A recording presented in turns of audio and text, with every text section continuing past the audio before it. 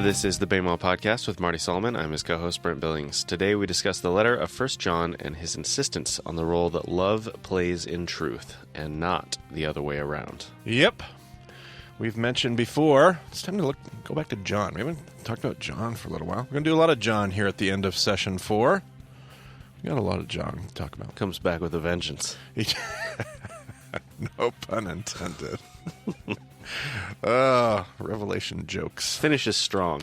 There you go. 1 John, let's see here. We've mentioned before John moved where, Brent? To biblical... Asia Minor. Asia and Asia Minor, yeah. Pastor to Asia. Ephesus. Yeah, absolutely. Mostly, until he was banished. Yep. Well, and then even then, seemed to be, we think he even died in that same region, if not even Ephesus itself. Oh, yeah. Patmos being just off the coast Patmos, there. that's what I'm talking about. Yep. But we'll get to that maybe a little bit later. Exiled, that's the word I was looking for. Yeah. Exiled to Patmos. There you go. Yes. A prisoner, if you will. But yes, John was known as the pastor to Asia. John was an expert, as we've already seen in his gospel. That'd be way back in session 3 when we talked about John's gospel. And I know there's a huge debate about whether or not John wrote all these. I'm of the opinion he did. I think John wrote the Gospel of John. I think the same John wrote 1st, 2nd, and 3rd John. And I think John wrote Revelation. It's not a popular scholastic opinion, but it's one that I take. So there you go. But we have already seen, and one of the reasons I think that, Brent, I can't even finish this sentence without getting pulled off on a bunch of tangents.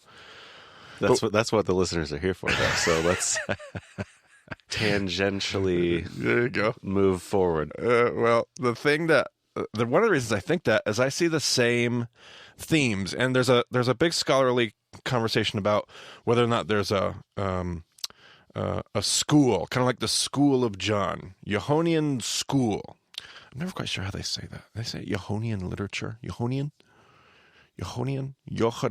is how you say John in Hebrew. Johannine school. Anyway, some people have thought like there's a school where like people were trained under a similar thought pattern, similar methods to what John used. I mean, I get it, but there's some really similar trends, a similar heart, and it could be a school of people that's all been taught to think a certain way. I don't like to read it that way. I think it's the same guy, same author we have here. But we've seen that he's an expert in talking to the audience of Asia and Asia Minor in ways that Matthew, Mark, Luke, they just weren't. We have record in the writings of Polycarp, who happened to be John's disciple, by the way. Polycarp was an ancient kind of a church father of the faith, John's disciple. Is he coming back in session 5? Do we talk about him at all? I believe we will spend maybe a little bit of time there. Yeah, absolutely. Not a ton. We will end up recommending a ton of writings if you want to read up on Polycarp, but that'll be session 5. But yeah, we have, in his writings, we have a record that the churches in Asia are using this letter, 1 John, which is being circulated among the churches in that region.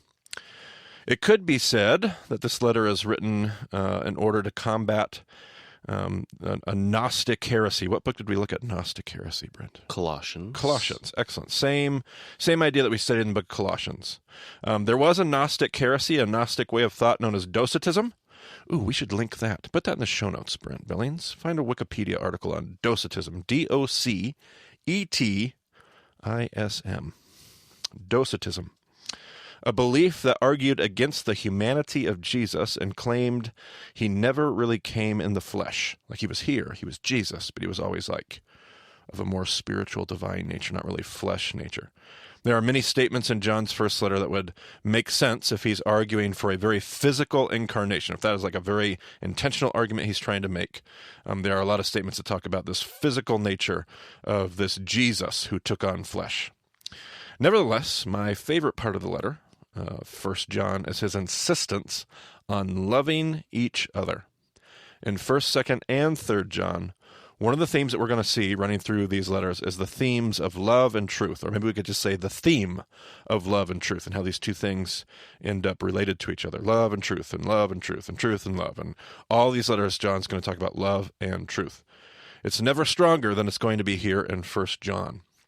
The letter starts with what sounds like Essene teaching, if I do say so myself, which would make sense if this is literally written by John. John would have been most closely tied. This isn't John the Baptist, this is John the Apostle, but John would have been most closely tied to maybe those teachings of the Essenes through Jesus and potentially John the Baptist. He would have known all this. In the Dead Sea Scrolls, we found references to the teachings of the Essenes. They love to talk about sons of light and sons of darkness. Sons of light and sons of darkness. It's all over in the Essene theology. To walk in obedience to God's path and God's way was to walk in the light, to be a son of light.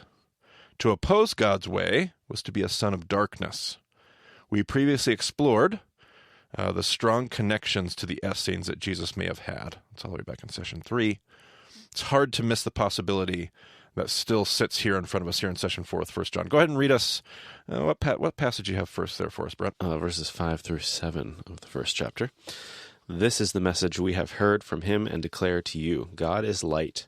In him there is no darkness at all. If we claim to have fellowship with him and yet walk in the darkness, we lie and do not live out the truth. But if we walk in the light, as he is in the light, we have fellowship with one another, and the blood of Jesus, his Son, purifies us from all sin. I mean, if you were to take the Jesus piece of that paragraph away, that almost it sounds like it could have been lifted right out of an Essene writing from the Dead Sea Scrolls, like just pure. That feels very Essene to me. The letter goes on to speak about how one can, Essenes would have said this as well too, how one can discern between people who walk in the light and those who do not walk in the light. How do you discern between those in the light and those in darkness? And then the statement, whoever claims to follow Jesus would live life the way that Jesus lived life. Whoever claims to be in him must walk as Jesus. Ray used to always say that statement when we were studying in Israel and Turkey. Ray would just repeat this like a mantra over and over and over again. Whoever claims to be in him must walk as Jesus walked. Whoever claims to be in him must walk as Jesus walked. Whoever claims to follow Jesus would live life the way that Jesus lived life. This would make sense if we remember studying all the way back, if we remembered what it meant to be a rabbi. And can you remember, tell me, Brent, what did it mean to be a disciple, and to remind us, go back to session 3 here for us. Tell us about rabbis and disciples. The idea is for the disciple to do what the rabbi does in the way the rabbi does them and become exactly like the rabbi in every possible way. Absolutely. Just true imitation. On some level, a mimicry. It goes beyond just mimicry, but there's a mimicry involved there. In the way that John the Baptist, like people come out like, wait a minute, are you Elijah? Correct. Right. He's definitely mimicking the character that he seems to say drives his theology. Absolutely. So go ahead and what do we got next? What passage we got next? Jumping down to chapter 2 in verse 3. We know that we have come to know him if we keep his commands. Whoever says, I know him, but does not do what he commands is a liar, and the truth is not in that person. But if anyone obeys his word, love for God is truly made complete in them. This is how we know we are in him. Whoever claims to live in him must live as Jesus did. All right, so there's that rabbinical idea. This entire conversation raises a question of John. How did Jesus walk? And what is the defining characteristic of being true to the way of Jesus? If if the job is to walk as Jesus walked, to live as Jesus lived, then we would have to know, like, what's the central tenet? How did Jesus walk and how did he live? Go ahead and give us the next little passage here. Anyone who claims to be in the light but hates a brother or sister is still in the darkness. Anyone who loves their brother and sister lives in the light, and there is nothing in them to make them stumble. But anyone who hates a brother or sister is in the darkness and walks around in the darkness. They do not know where they are going because the darkness has blinded them. All right, there's this idea of light again being tied. John seems to be very clear on the issue of what it means to be a son of light. To walk in the way of God, as seen in the life and teachings of Jesus, is to be a person who loves. If you do not love, you do not walk in the light. I'm going to say that again. If you do not love, you do not walk in the light. If you do not love, you do not walk in the light. As if this couldn't be more clear, John won't let this idea go. The entire 3rd chapter of 1 John revolves around this argument. We continue to see this argument all the way into the 4th chapter. Give us a passage out of the 4th chapter. God is love. Whoever lives in love lives in God, and God in them. This is how love is made complete among us, so that we will have confidence on the day of judgment. In this world, we are like Jesus. There is no fear in love, but perfect love drives out fear, because fear has to do with punishment. The one who fears is not made perfect in love. We love because he first loved us. Whoever claims to love God yet hates a brother or sister is a liar.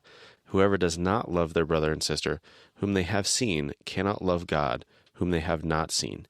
And he has given us this command: anyone who loves God must also love their brother and sister. One of my favorite little paragraphs in the New Testament. Whoever claims to love God yet hates brother or sister is a liar. Whoever does not love their brother and sister, whom they have seen, cannot love God, whom they have not seen. Whoever does not love their brother and sister, whom they have seen, cannot love God, whom they have not seen. Kind of wishy-washy language, really. Sure. No, it's like super direct, right? Like, isn't that such a straightforward, and really, if we just sat on that statement here for just a second and let it do its work, like, you cannot say you love God. I'm just learning how to love people. Doesn't work that way. If you don't love people, you don't love God. Like John says this about 7 different ways in this letter, and he doesn't make it ambiguous. He doesn't make it fuzzy. Whoever does not love their brother and sister, whom they have seen, cannot love God, whom they have not seen. If we can't love the people that we can see and have a physical relationship with, there's no way we can say we love God whom we don't see in the same physical way. It has often been said in the world, I minister in as a church leader. I hear this all the time, that we have to maintain a balance. I hear this all the time, Brent. We have to maintain a balance between love and truth. We have to be loving, but we can't give up on truth. I hear this all the time. Got to be both. It's got to be both, Marty. It's got to be love, and it's got to be truth. It's got to be truth, and it's got to be love. John, I believe, would suggest we have that conversation entirely backwards. And I'm going to slow this down because sometimes when I teach this, it gets all twisted around and people either get confused or they really don't like what I'm saying. So I'm going to try to save us some email. If you are not loving, slow this down. If you are not loving, then what you have is not true. Period. If you're not loving, then what you have is not true. It's not truth. If it's not love, it is not truth. Period, according to John. Love is what makes it true. Not the factual, abstract truth of the thing that makes it true. There's some kind of relationship between love and truth where if you are not loving, it's not true. In a world that wants to demand we hold to truth, in order to show the world what God is like, we simply need to read more of Genesis, listen to me. We simply need to read more of chapter 4. Go ahead and give us some more chapter 4 here, Brent. I mean, we probably do need to read more Genesis, but That's true. So true. Dear friends, let us love one another, for love comes from God. Everyone who loves has been born of God and knows God. Whoever does not love does not know God, because God is love. This is how God showed his love among us. He sent his one and only Son into the world that we might live through him. This is love, not that we loved God, but that he loved us and sent his Son as an atoning sacrifice for our sins. Dear friends, since God so loved us, we also ought to love one another. No one has ever seen God, but if we love one another, God lives in us, and his love is made complete in us. And I have a belief that this idea runs one direction. Like, again, I started this a few statements ago. Like, I always hear this idea we have to have a balance. We have to have a balance between love and truth. And what John says is that if it doesn't have love, it's not what, Brent? It's not true. It's not truth. And I know so many evangelical teachers and friends and whatever, we'd be quick to add, like we're always quick to add, especially from the pulpit. But of course, the opposite is true too. You know, if it's not true, then it's certainly not loving. And I don't know if that's a great logical deduction. I'm not necessarily saying that's not true. What I am saying is that the Bible never says that. You won't find that verse anywhere. You can point to all these verses and tell me how you exegeted that, and it's a logical deduction from what I'm fine with that. My point here is the Bible does say some very direct things about truth and love, and it only goes one direction. And the direction the Bible keeps trying to insist on is that if we don't have love, then no matter what it is that we're doing, it can't be true. It cannot be true. It doesn't matter how true, quote unquote, it is. It's not truth if it lacks love, then it's no longer true, no matter how. And I think we did this back in session 3. Didn't we do this with Jesus and his teaching about good fruit, Brent, on bad trees and bad trees on and bad fruit. And we talked about this concept of Jesus said you can't get bad fruit from a good tree, and you can't get good fruit from a bad tree. And it seemed to be not just about orthodoxy, but it was about orthopraxy. We talked about back in session 3. Is this ringing any bells to you? Yes, I'm not completely sure which episode or episodes. Yeah, I can't remember if it was Sermon on the Mount or where it was, but yeah, there's this conversation where Jesus was like, it doesn't matter if you believe in orthodoxy. If your orthopraxy is wrong, Jesus said, your orthodoxy is wrong. And we talked about how in the Western world that rubs us so like that's not right. Like we can't get behind that. But that's what Jesus says. That's what Paul says. And now it's what John says. Like love seems to be the big guiding, driving idea. And we see it all the time. I mean, Paul says the whole law hangs on this commandment to love one another. Jesus said everything is, the whole law hinges on love God and love your neighbor as yourself. Like everybody keeps talking about love. And we, for some reason, have to keep qualifying love with truth. And I like to just pause here at 1 John and say the Bible does the opposite. The Bible keeps qualifying our truth with love. We feel this obligation to qualify all of our love with truth. And God doesn't need any more cosmic policemen. Like God doesn't need any more people like standing up trying to protect him. Like God's got that. We don't have to protect the Bible. We don't have to protect God. We just need to do the one thing that God actually asks us to do, which is love. And if we love, then there will be truth. And if we love, then the world will know who we are. And if we love, then the world will know that God sent Jesus. And if we love, like it really, really seems to be about love. And John will keep pushing for this idea that if you are not loving, then whatever you have, no matter how right, no matter how correct it is, if you do not have love, then what you have is not true. Paul would say it a different way. Paul would say, if you have everything correct and true and right but have not love, you are nothing more than a clanging gong or a clashing cymbal. You have to have love. The way we can show the world an accurate, true picture of what God looks like is to love. We can have all the theology and doctrine imaginable, truth stacked up in books, Brent Billings, but if we don't have love, John says it's a lie. This might sound a lot like Paul claiming to have all knowledge, but not love, and feeling like a resounding gong or a clanging cymbal. Whoever claims to be in him must walk as Jesus walked, and above all else, Jesus loved. May we strive to do the same. Love, Brent, it's what's true. Short and sweet episode. Yep. Pretty simple, just love. I think we're going to have a few episodes here that are going to be nice and short and sweet, and it'll give us some time to reflect. And quite frankly, this is a topic where I'm like, yeah, take the extra 20 minutes and just read through 1 John. Read, whatever. Like spend some more time maybe in the Word, less time listening to Brent and Marty. Take the opportunity to spend some more time going, okay, create some space. Session 1 reference. Create some space and say, okay, God, what is it? Let me wrestle with this. Find the things about what Marty said that makes you uncomfortable. Wrestle with those things. Maybe Marty's wrong. That's okay. But wrestle with those ideas and say, what is it that God's trying to push me into, teach me, make me uncomfortable with? How would Avram interact with this idea? How would Joseph interact with this idea? How would David interact with this idea?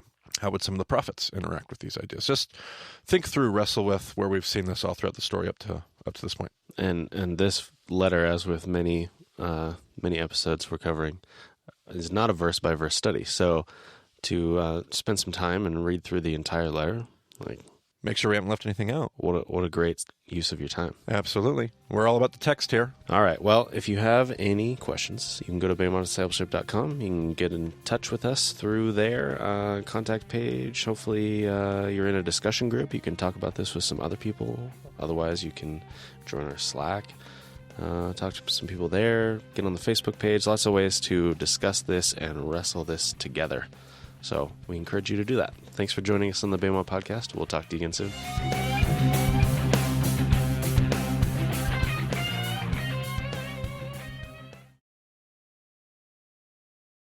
Did I read that correctly? Let's see here. Whoever does not. It's kind of tricky, isn't this? Oh. This is why Brent reads the Bible for all this. That's it. For whoever does not love their brother and sister whom they have seen cannot love God whom they have not seen.